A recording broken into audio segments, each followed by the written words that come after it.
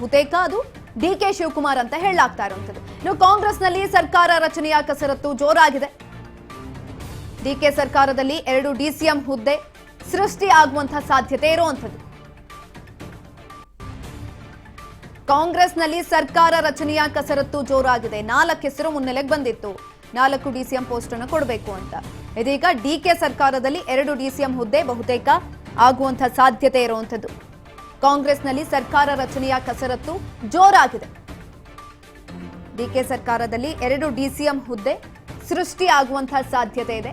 4 DCM post ಸೃಷ್ಟಿಯಾಗುವಂತಹ ಸಾಧ್ಯತೆ ಇತ್ತು. ಆದರೆ ಇದೀಗ 2 ಪೋಸ್ಟ್ ಆಗುವಂತಹ ಸಾಧ್ಯತೆ ಇರುವಂತದ್ದು.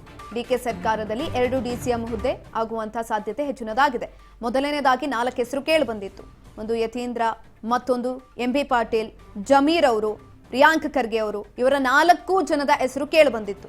ಆದರೆ ಇದೀಗ ಹೈಕಮಾಂಡ್ ನಿನ್ನೆ ಮೀಟಿಂಗ್ ಮಾಡ್ತಿದ್ದಂಥ ಸಂದರ್ಭದಲ್ಲಿ ಸಿದ್ದರಾಮಯ್ಯನವ್ರಿಗೆ ಯತೀಂದ್ರ ಅವರನ್ನ ಡಿಸಿಎಂ ಮಾಡಬೇಕು ಅಂತ ಅಂದಂಥ ಸಂದರ್ಭದಲ್ಲೂ ಕೂಡ ಅದಕ್ಕೆ ಸಿದ್ದರಾಮಯ್ಯನವರು ಒಪ್ಪಿಗೆಯನ್ನ ಕೊಡ್ಲಿಲ್ಲ, ಬೇಡ ಅಂತ ಹೇಳಿದ್ರು. ಹಾಗಾಗಿ ಯತೀಂದ್ರ ಅವರು ಡಿಸಿಎಂ ಪೋಸ್ಟ್ಗೆ ಬೇಡ ಅಂತ ಅಂದ್ರೆ 4 ಜನ ಇರೋ ಹೆಸರಿನಲ್ಲಿ ಕಡಿಮೆ ಆಗತ್ತೆ ಅನ್ನುವಂಥ ಕೂಗು ಕೂಡ ಕೇಳಿ ಬಂದಿತ್ತು. ಇದೀಗ 4 ಜನ ಇದ್ರು.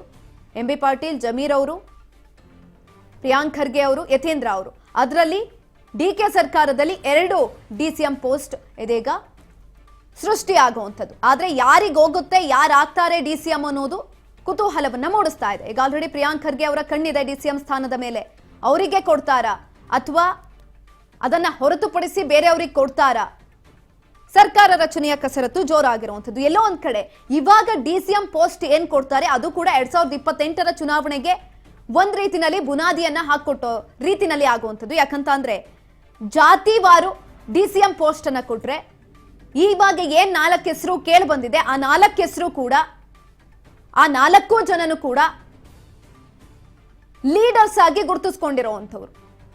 ಆ ಜಾತಿವಾರುನಲ್ಲಿ ಲೀಡರ್ಸ್ ಆಗಿ ಗುರುತಿಸ್ಕೊಂಡಿರೋದ್ರಿಂದ ಮುಂದೆ ಅವ್ರಿಗೆ ಈ ಪೋಸ್ಟ್ಗಳಿಂದ ಯೂಸ್ಫುಲ್ ಆಗುವಂಥದ್ದು. ಹಾಗಾಗಿ ಆ 4 ಜನದ ಹೆಸರಲ್ಲಿ ಯಾರಿಗೆ ಕೊಡ್ತಾರೆ ಅನ್ನೋದು ತುಂಬಾ ಇಂಪ್ಯಾಕ್ಟ್ ಅನ್ನ ಬೀರುತ್ತೆ 2028ರ ವಿಧಾನಸಭೆ ಚುನಾವಣೆಗೆ.